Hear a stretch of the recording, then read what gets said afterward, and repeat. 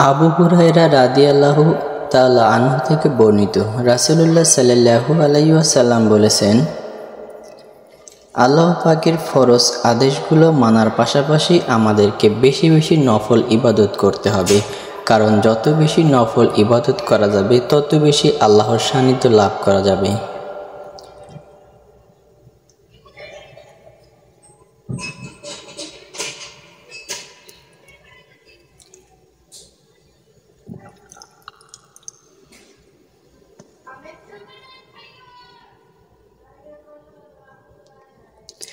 আল্লাহ তাআলা বলেন, যে ব্যক্তি আমার কোনো ওলির সাথে দুশমনি করে আমি তার বিরুদ্ধে যুদ্ধের ঘোষণা দেই।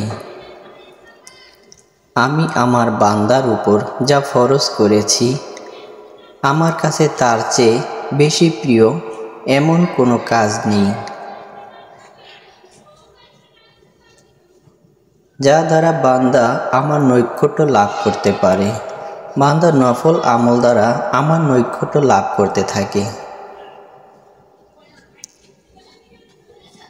এক পর্যায়ে আমি তাকে ভালোবেসে ফেলি, আর আমি যখন তাকে ভালোবেসে ফেলি তখন আমি তার কান হয়ে যাই, যা দিয়ে সে শোনে, তার চোখ হয়ে যাই, যা দিয়ে সে দেখে, তার হাত হয়ে যাই, যা দিয়ে সে ধরে, এবং তার পা হয়ে যায়, যা দিয়ে সে চলে।